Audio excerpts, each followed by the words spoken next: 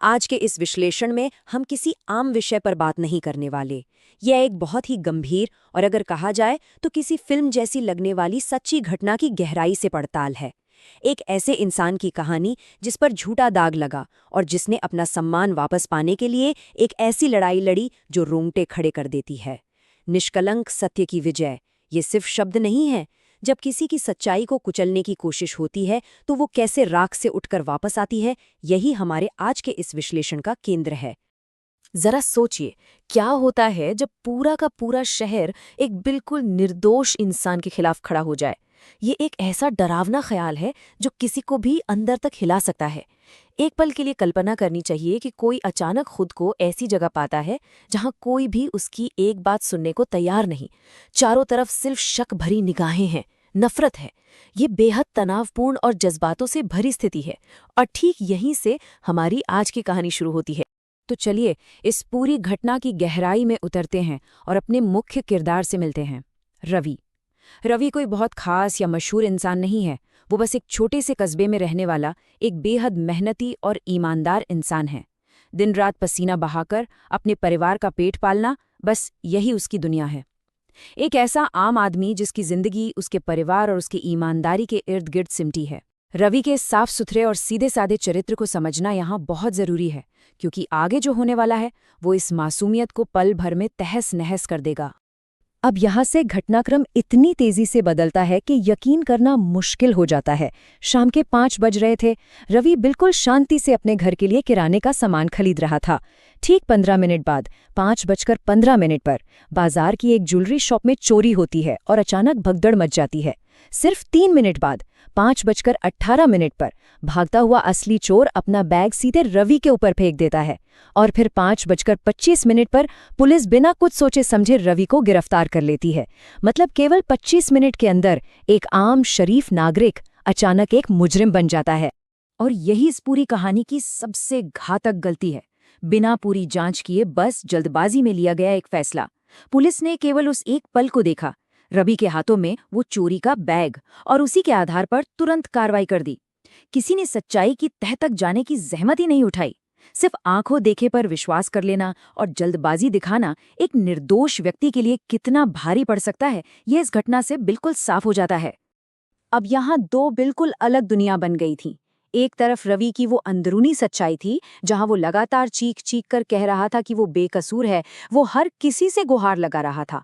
और दूसरी तरफ बाहर की दुनिया का वो क्रूर नजरिया था, जहां पूरे शहर ने बिना सच जाने, बिना कोई सबूत देखे उसे चोर मान लिया था। ये एक बहुत ही दमघोटू स्थिति है। जब एक इंसान की सच्चाई और समाज की धारणा के बीच इतनी बड़ी खाई बन जाए तो वो इंसान अंदर से पूरी तरह टूट जाता है। अब इस हिस्से को ध्यान से समझना जरूरी है, क्योंकि ये सबसे ज्यादा झकझोरने वाला है। ये सिर्फ एक कानूनी लड़ाई नहीं रह गई थी, ये एक बहुत बड़ा मनोवैज्ञानिक और सामाजिक सदमा बन चुका था। रिश्तेदारों ने दूरी बना ली और परिवार शर्म से टूट गया। ये एक लाइन उस दर्द को पूरी तरह बयां कर देती है, जब अपना ही समाज, अपने ही लोग मुंह फेर लेते हैं। जिन लोगों पर सबसे ज्यादा भरोसा था, उन्होंने ही साथ छोड़ दिया। एक झूठे आरोप की वजह से इस परिवार को जिस शर्मिंदगी से गुजरना पड़ा, सच मानिए वो जेल की चारदीवारी से भी कहीं ज्यादा भयानक था। और यहाँ आकर कहानी अपने सबसे गहरे, सबसे अंधेरे मोड़ पर पहुंच जाती है। पूर्ण अकेलेपन का वो बोझ जो इंसान को कुचल कर रख दे। रवि के पास अब कोई उम्मीद, कोई किरण नहीं बची थी। न परिवार का साथ था, न समाज का समर्थन, और न ही कानून से कोई मदद मिल रही थी। हर तरफ सिर्फ और सिर्फ अंधकार था। ये वो पल होता है जहां बड़े बड़े हौसले पस्त हो जाते हैं। ये बिल्कुल किसी डार्क ट्रू क्राइम डॉक्यूमेंट्री जैसा लगता है, जहां दूर दूर तक न्याय की कोई उम्मीद नजर नहीं आती। और इसी घुप अंधेरे के बीच एक सबसे बड़ा सवाल हमारे सामने खड़ा होता है। क्या असली सच कभी बाहर आ पाएगा?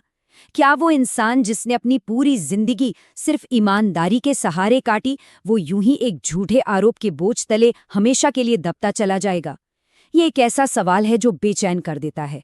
न्याय की उम्मीद बिल्कुल धुंधली पड़ चुकी है और ये इंतजार अब पूरी तरह से असहनीय हो गया है।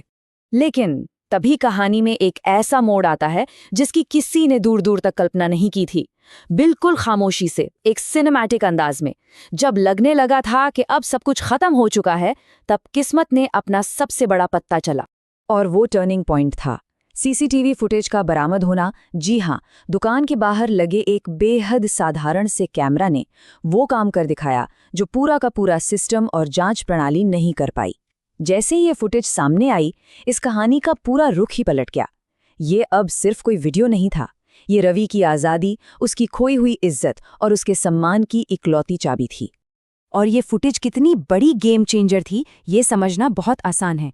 कैमरे में असली चोर बिल्कुल साफ साफ चोरी करते और वहां से भागते हुए दिखाई दे रहा था।